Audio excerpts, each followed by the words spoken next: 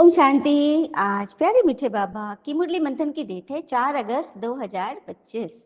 तो आज मीठे बाबा फिर से कह रहे हैं हमें, बाबा आए हैं तुम्हें किंग ऑफ फ्लावर बनाने, इसीलिए विकारों की कोई भी बदबू नहीं होनी चाहिए। भगवान आए हैं हमें किंग ऑफ फ्लावर बनाने। तो क्या कह रहे हैं बाबा? विकारों की कोई बदबू नहीं होनी चाहिए। तो विकारों की बदबू पता है कैसे से आती है? अहंकार से।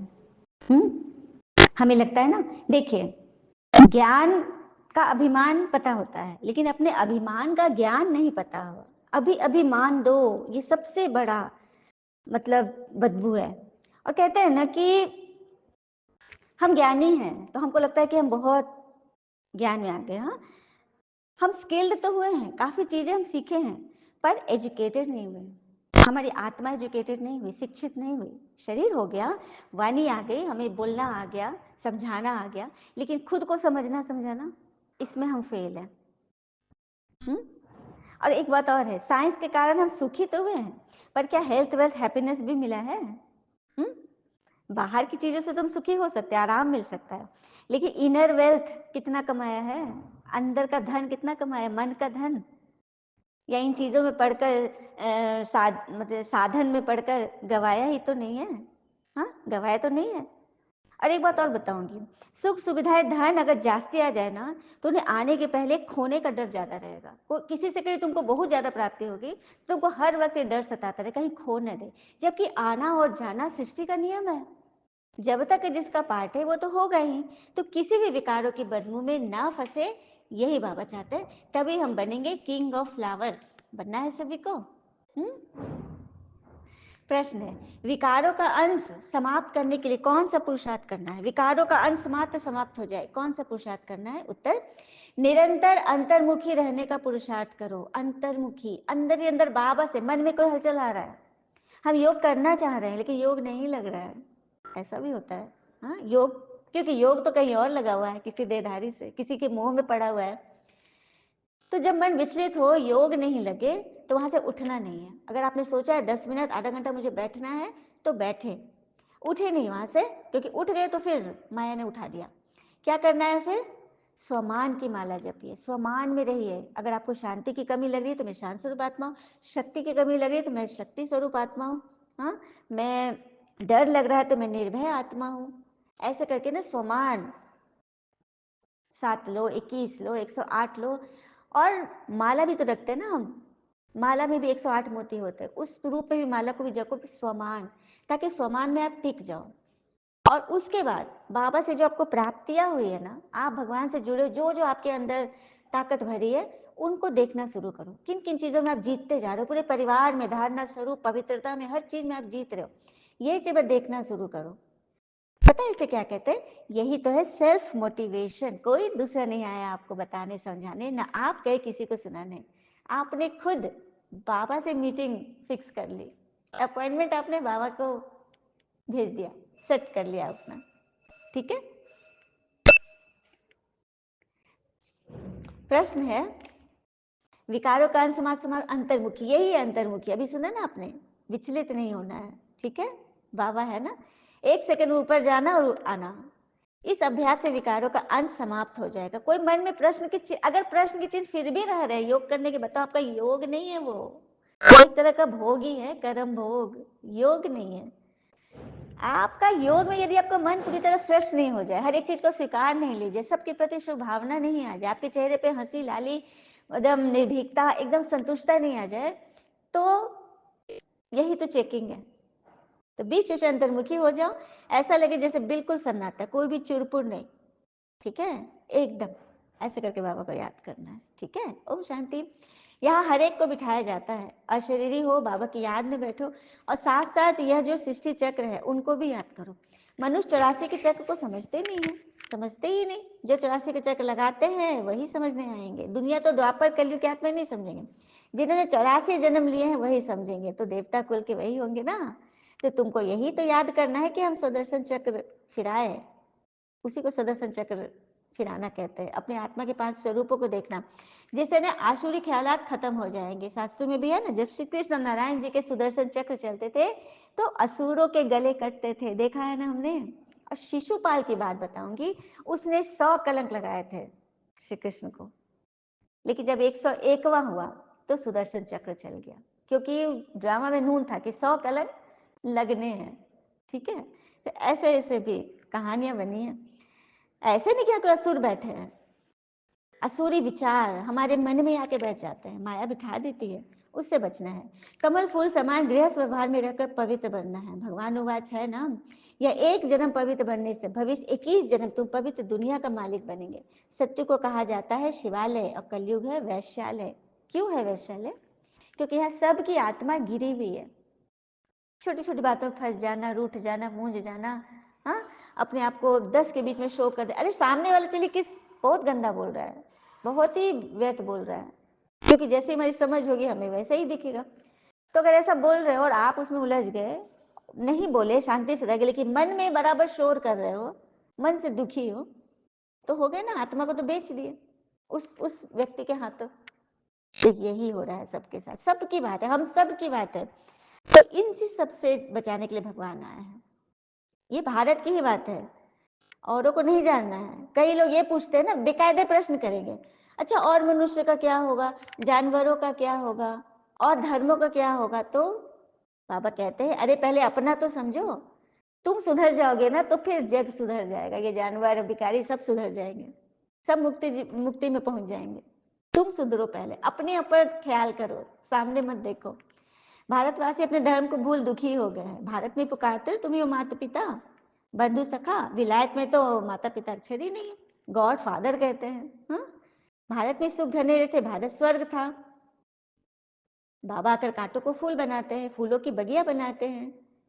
हाँ, माया फिर कांटों का जंगल बना देती है। मनुष्य कह देते ईश्वर तेरी माया बड़ी प्रबल है।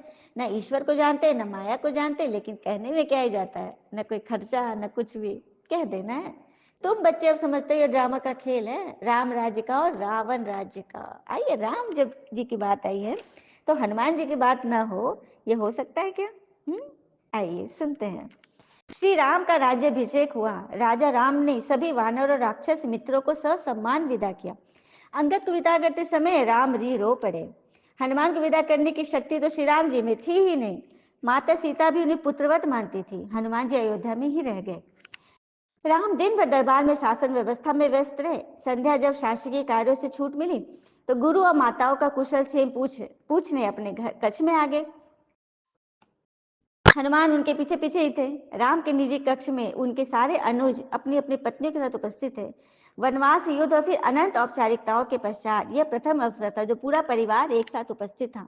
राम जी, सीता और लक्ष्मण जी को तो नहीं, कदाचित अन्य वधुओं को एक बाहरी अर्थात हनुमान जी का वहां होना अनुचित प्रतीत हुआ। सुना, क्योंकि शत्रुघ्न सबसे छोटे थे, अतः वे ही अपनी भाभीियों और अपनी पत्नी की इच्छा पूर्ति है तो संकेतों में ही हनुमान जी को कक्ष से जाने के लिए कह रहे थे, संकेत में इशारा कर रहे थे। पर आश्चर्य की बात, हनुमान जैसा ज्ञाता भी मामूली संकेत समझ ही नहीं पा रहा था। अस्तु, उनकी उपस्थिति में बहुत देर तक सारे परिवार ने जो जी भर के बातें की उनकी उपस्थिति में हुआ। फिर भरत को ध्यान आया कि भैया भाभी को एकांत मिलना चाहिए, इस पतिव्रता को भी अपने पति का सानिध्य चाहिए ना।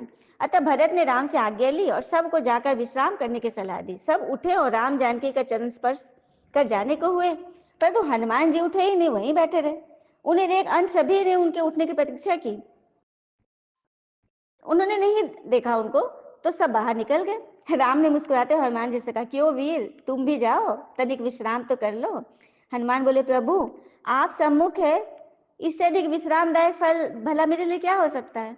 मैं तो आपको छोड़कर कहीं जाने ही नहीं वाला। शत्रुघ्न तनिक क्रोध में से बोले, परंतु भैया को विश्राम की आवश्यकता है कपीश्वर, उन्हें एकांत चाहिए। पर माता सीता तो यही है, वे भी तो नहीं जा रही है ना, फिर मुझे क्यों निकाल रहे हो? सुना हनुमान जी की बात, कितने प्यार से बोले। भाभी को भैया के एकांत में भी साथ रहने का अधिकार प्राप्त है, इन दोनों को एकांत चाहिए। क्या उनके माथे पर आपको सिंदूर नहीं दिखता? हनुमान आश्चर्यचकित रह गया और श्री राम जी से बोले, प्रभु क्या ये सिंदूर लगाने से किसी को भी आपके निकट रहने का अधिकार प्राप्त हो जाता है? राम जी मुस्कुराते बोले, अवश्य, यह तो सनातन प्रथा है हनुमान। यह सुनकर हनुमान तनिक मायूस होते हुए उठे और राम जानकी को प्रणाम करके बाहर चले गए। प्रातः राजा राम का दरबार लगा था। नगर के प्रतिष्ठित व्यापारी न्याय मांगते दरबार में उपस्थित थे। ज्ञात हुआ पूरे अयोध्या में रात भर व्यापारियों के भंडारे को तोड़ फोड़ कर हनुमान जी उत्पात मचाते रहे। राम ने यह सब सुना और सैनिकों को आदेश दिया कि हनुमान को राज्यसभा में उपस्थित किया जाए। राम आज्ञा का पालन करने सैनिक अभी निकले भी नहीं थे कि केसरिया रंग में रंगे पुते हनुमान अपनी चौड़ी मुस्कान और हाथी जैसी मस्त चाल से चलते हुए सभा में उपस्थित हुए। उनका पूरा शरीर सिंदूर से अटा-पटा हुआ था। एक एक पग धरने पर उनके शरीर से एक एक शेर सिंदूर भूमि पर गिर रहा था, एक एक किलो।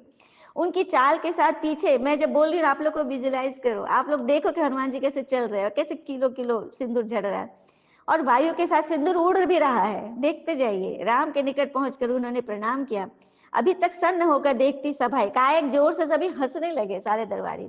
हनुमान प्रफुल्लित स्वर में बोले, मुझे कल ही पता चला कि अगर एक चुटकी सिंदूर लगा लो तो प्रभु राम के निकट रहने का अधिकार मिल जाएगा। कहते हैं ना, एक चुटकी सिंदूर की कीमत तुम क्या जानो, है ना। तो वही बात है, एक चुटकी कीमत के प्रभु के नजदीक रहने का अधिकार मिलेगा। तो मैंने सारी अयोध्या का सिंदूर लगा लिया। क्यों प्रभु, अब तो कोई मुझे आपसे दूर नहीं कर पाएगा। सारी सभा हंस रही थी। भरत जी हाथ जोड़े अश्रु बहा रहे थे। यदि शत्रुघ्न बोले, भैया सब हंस रहे और आप रो रहे हो, क्या हुआ। भरत स्वयं को संभालते हुए बोले, अनुज तुम देख नहीं रहे, वानरों का एक श्रेष्ठ नेता, वानर राज का सबसे विद्वान मंत्री, कदाचित संपूर्ण मानव जाति का सर्वश्रेष्ठ वीर, सभी सिद्धियों सभी निधियों का स्वामी, वेद पारंगत, शास्त्र मर्मज्ञ, यह कपिश्रेष्ठ अपना सारा गर्व सारा ज्ञान भूल कैसे राम भक्ति में लीन है।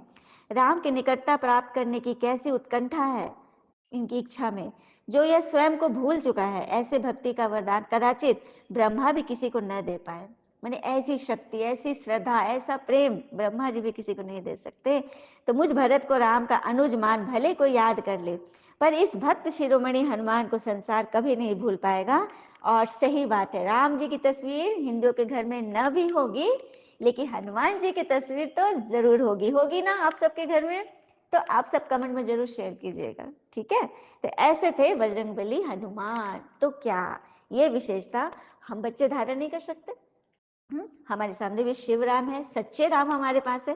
तो उनकी तो बस एक ही मांग है, बस इस मुरली को पी लो, जी लो, खा लो, पढ़ लो, पढ़ा दो, चल लो, चला दो, यही करना है। करेंगे, कोई भारी नहीं है। हाँ, अभ्यास से सब सहज है। बस ईश्वर से जब प्रीत हो जाएगी ना, तो फिर सब कुछ सहज हो जाएगा। ठीक है, अच्छी कहानी थी ना। तो ऐसा हमें बनना है, हाँ, प्रभु को पाने के लिए। अब बाबा है निर्विकारी दुनिया बनाने। बाबा कहते, बच्चे काम महाशत्रु, उस पर जीत पानी है, संपूर्ण निर्विकारी पवित्र बनना है। अपवित्र होने से तुमने पाप बहुत किए हैं। यह है ही पापात्मा की दुनिया, नरक।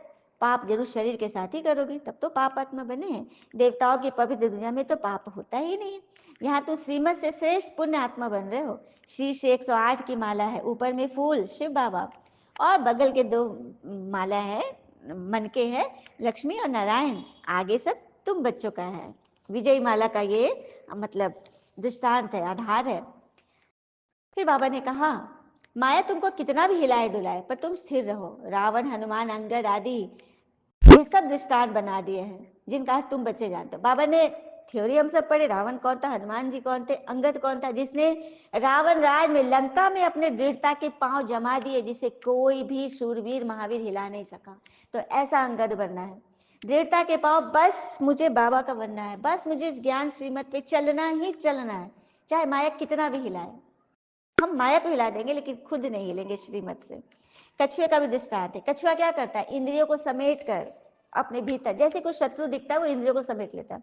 उसी तरह से कोई बातें आ रही है, मन में बहुत विचार कौन देते हैं, अंट संट आते हैं, सामने से भी कोई कुछ बोल रहा है, आपको आपका जवाब नहीं है, या बोलना नहीं चाहते, या बचना चाहते हो, तुरंत अपने खोल में घुस जाओ, शिव बाबा की याद में, बाबा सब संभाल लेगा। बाबा जब हमें विश्व का मालिक बनाते हैं, तो ऐसे बाबा को कितना दिन रात याद करना चाहिए। हाँ, अंदर भी ये चलता रहे कि हम नई दुनिया के लिए फूल बन रहे हैं। माया के तूफान गिराने के लिए बहुत आएंगे, तो कर्मेंद्रियों से कोई भी विकर्म नहीं करना है। किसी ने कुछ अनाप शनाप बोला, आपने जवाब दे दिया, तो वो तो विकर्मी है ही, आप भी विकर्मी बन जाओगे, आपके साथ भी विकर्म वो करा लेगा। इसीलिए बच जाओ, अपने को सुधारो, कोई भी देहधारी को याद मत करो, ठीक है, भगवान नहीं बसेंगे। फिर भगवान उवाच है, भगवान उवाच, अगर भगवान के वचन है तो जरूर बच्चों को ही पढ़ाएंगे ना, सारी दुनिया को थोड़ी पढ़ाएंगे। भगवान अपने देवी कुल के आत्मा को तो ढूंढ रहे हैं। जिसमें देवी संस्कार एक नाम मात्र नहीं है, उसको कौन पढ़ा सकता है, भगवान भी नहीं। तो उनका पार्ट ही नहीं है। तुम भी 100% पवित्र थे, अभी 100% अपवित्र बने हो। सत्युग में 100% प्योरिटी, पीस, प्रॉस्पेरिटी सब थी, लेकिन मुख्य थी प्योरिटी। तुम देवताओं के आगे तो जाके गाए ना, हम नीच कपटी कामी विषय विकारी। सन्यासियों के आगे तो नहीं गाए कि आप सर्वगुण संपन्न, क्योंकि वो भी हमारे भाई है। हाँ, उन्होंने शास्त्र आदि पढ़े तो यह ब्रह्मचर्य धारण किया तो सन्यासी बन गए, जंगल जाके तपस्या किए, घर बार छोड़े, सन्यासी बन गए, लेकिन विकारों पे तो वर्क नहीं किए। हाँ, 16 कलश धारण तो यहाँ नहीं किए। तुम निर्विकारी बनेंगे तो आधा कल्प निर्विकारी ही रहोगे, तो अभी ही बनना है, संगम पे ही इसकी नींव पड़ रही है। तो जैसे बैरिस्ट्री पढ़ने जाते हो तो बैरिस्ट्री का तिलक मिलता है, पढ़ेंगे तो वैसे ही बनेंगे। उसी तरह से यहाँ भगवान से पढ़ रहे हो तो भगवान तो देवी देवता ही बनाएंगे।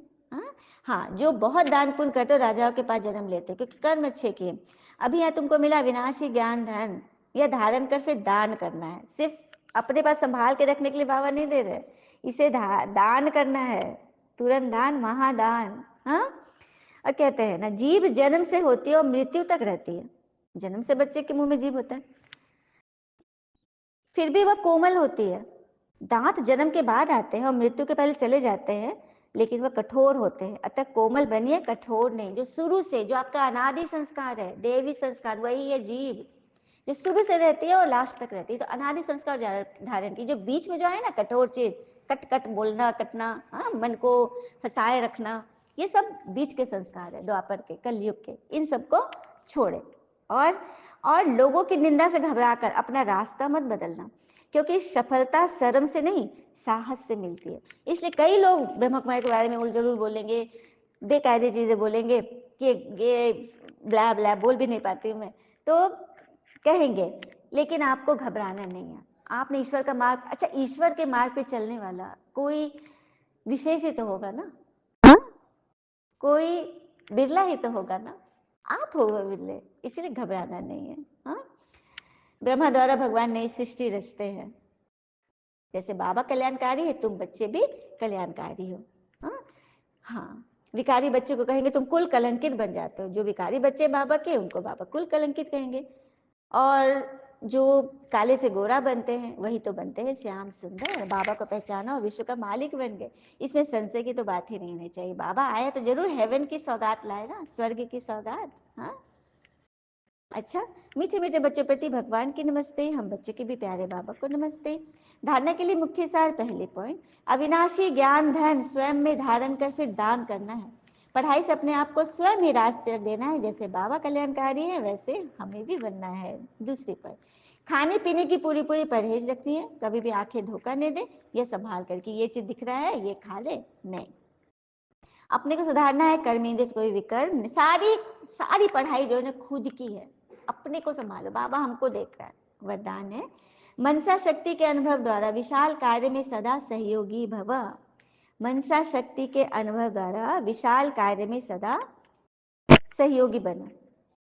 तो कैसे बनेंगे? तो प्रकृति को, तमगुणी आत्माओं के वाइब्रेशन को परिवर्तन करना तथा खून नाहक वायुमंडल वाइब्रेशन से स्वयं को सेफ रखना, अन्य आत्माओं को सहयोग देना, नई सृष्टि में नई रचना का योग बल से प्रारंभ करना, इन सब विशाल कार्यों के लिए मनसा शक्ति की आवश्यकता है। सुना, मन की शक्ति, मन से शुभ सोचना, क्योंकि भी तमोगुणी आत्माएं हैं, चारों तरफ नेगेटिव भी फैली हुई है, खूने नाहक खेल और लड़ाई झगड़े का ऐसा माहौल है, हाँ, प्रकृति की हलचल है। तो ऐसे समय भी अपने मन के द्वारा आत्मा को सहयोग देना, इस शक्ति की आवश्यकता है। मनसा शक्ति द्वारा ही स्वयं की अंत सुहानी होगी। मन का पॉइंट ही बाबा जमा करके रखेगा।